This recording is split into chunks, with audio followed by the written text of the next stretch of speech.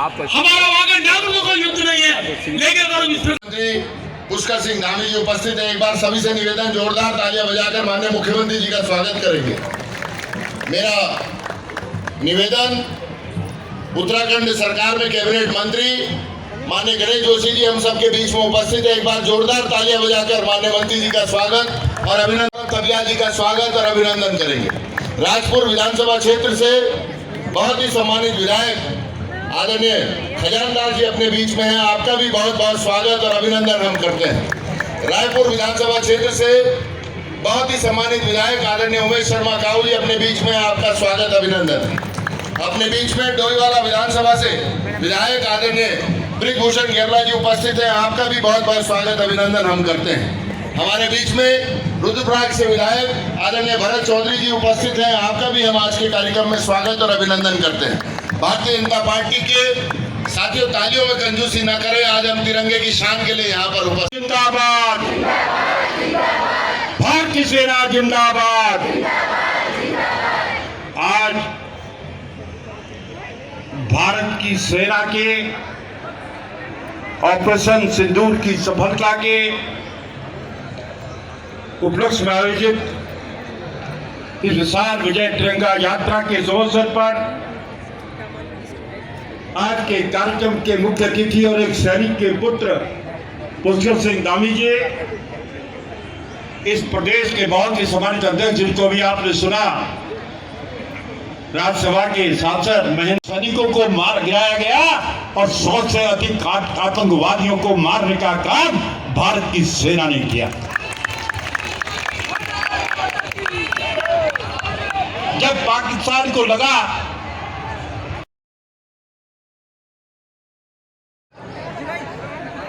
यहाँ पर उपस्थित भारतीय जनता पार्टी के प्रदेश के अध्यक्ष, राज्यसभा के सांसद आदरणीय महेंद्र भट्ट जी, उत्तराखंड सरकार के सैनिक कल्याण मंत्री आदरणीय गणेश जोशी जी, और स्पष्ट नीति के कारण ही आतंकवाद के विरुद्ध इस निर्णायक कार्रवाई को सफलतापूर्वक अंजाम दिया गया।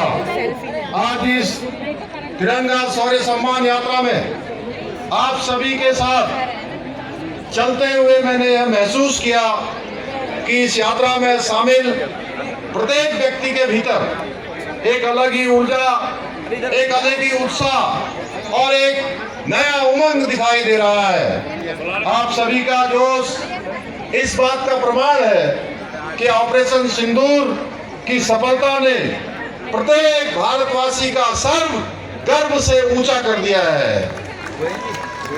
क्यों मैं सही कह रहा हूं ना? गर्व से ऊंचा कर दिया है। भाइयों बहनों, 22 अप्रैल को पहलगाम में हुए आतंकी हमले ने देश और दुनिया को झकझोर कर रख दिया। जिस प्रकार से पाक पोषित आतंकवादियों के द्वारा कायराना हरकत किया, वहीं भारतीय थल सेना ने एलओसी पर चट्टान की तरह खड़े होकर डटकर दुश्मन के प्रत्येक दुस्साहस को मुंहतोड़ जवाब देने का काम किया। इसके साथ ही भारतीय नौसेना ने हर समय निगरानी रखते हुए अपनी चौकसी से दुश्मन की धर आक्रामक कोशिश को असफल कर दिया। इसके साथ ही बीएसएफ, सीआरपीएफ, एनएसजी, आईटीबीपी सहित सभी सुरक्षा बलों ने इस अभियान में बहुत समन्वय के साथ, तालमेल के साथ एक अद्भुत उदाहरण प्रस्तुत किया। भाइयों बहनों, वीरभूमि उत्तराखंड के लगभग प्रत्येक परिवार से कोई सेना में है, कोई हमारे पैरामिलिट्री फोर्सों में, कोई अर्धसैनिक बलों में, कोई न कोई सदस्य सेना में जरूर होता है। मैं भी स्वयं एक सैनिक का बेटा हूं।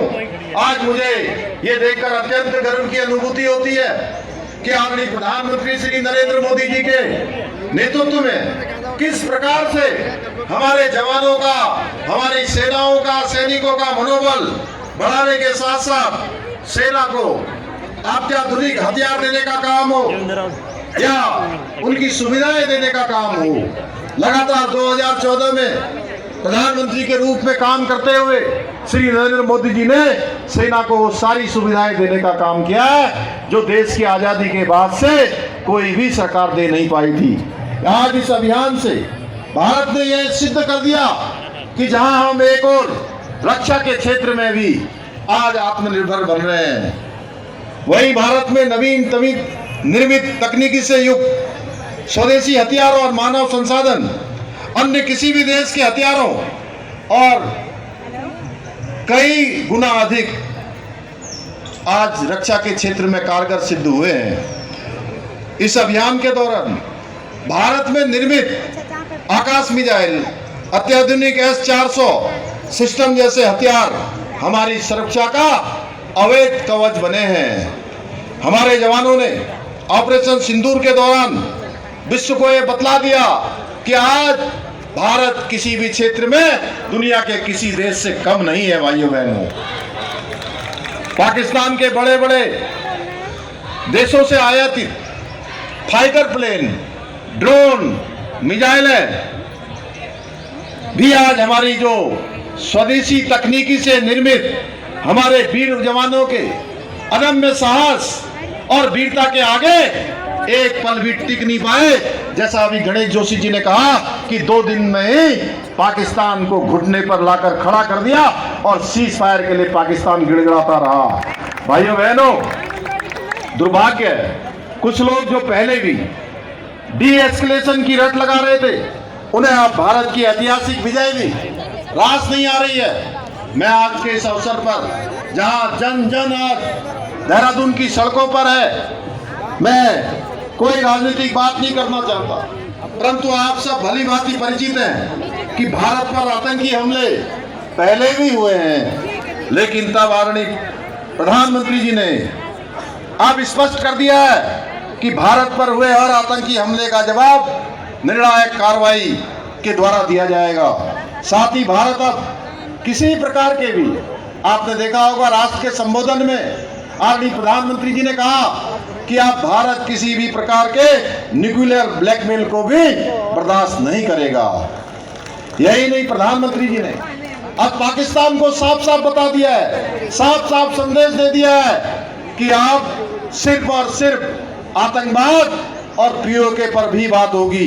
भाइयों बहनों, ये प्रधानमंत्री श्री नरेंद्र मोदी जी के नेतृत्व वाला नया भारत है जो आवश्यकता पड़ने पर आतंकवादियों को उनके घर में घुसकर मारता है, सीमा पार जाकर मारने का काम करता है। आज हमारी सेना को कार्रवाई के लिए कोई परमिशन नहीं लेनी होती है।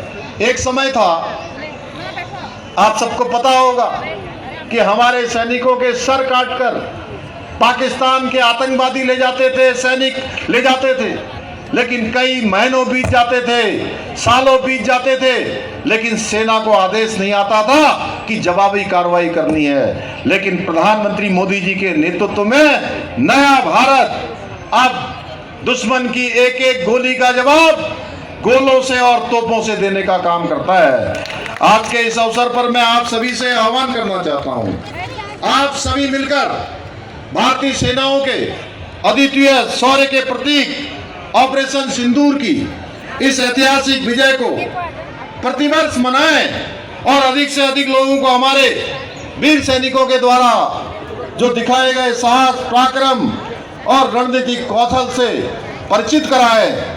इन्हीं शब्दों के साथ एक बार फिर से आप सब इतनी बड़ी संख्या में आज पधारे, आज सब पद यात्रा में शामिल हुए हैं। आपने देश के सैनिकों का आज प्रोत्साहन किया, सम्मान बढ़ाया, उनका अभिनंदन किया और ये संदेश दिया कि देश का जन जन भारत की सेना के साथ है, भारत की एकता अखंडता के साथ है। हम सब मिलकर आज हमने जो एक ऐतिहासिक पद यात्रा की है, निश्चित रूप से मैं राज्य का मुख्य सेवक होने के नाते आप सबको बहुत धन्यवाद देता हूं कि प्रातःकाल से ही समझ में नहीं आ रहा था कि सड़कों पर आज किधर जाना है, यही पता नहीं लग रहा था। इतना जन समुद्र सड़कों पर था। हमारी माताएं, बहनें, बड़े बुजुर्ग, नौजवान, विद्यार्थी और सामाजिक संगठनों के लिए जन जन ने आज इसमें प्रतिभाग किया है। एक बार फिर से सबका धन्यवाद करते हुए और पुनः हमारी सेनाओं के वीर जवानों को नमन करते हुए आप सभी को इस विजय की बधाई देते हुए महान कवि माखनलाल चतुर्वेदी जी की इन पंक्तियों के साथ अपनी बात समाप्त करता हूं। मुझे तोड़ लेना बनमाली, उस पथ पर देना तुम फेंक, मातृभूमि पर शीश चढ़ाने, जिस पथ पर जावे वीर अनेक, जिस पथ पर जावे वीर अनेक। बहुत बहुत धन्यवाद।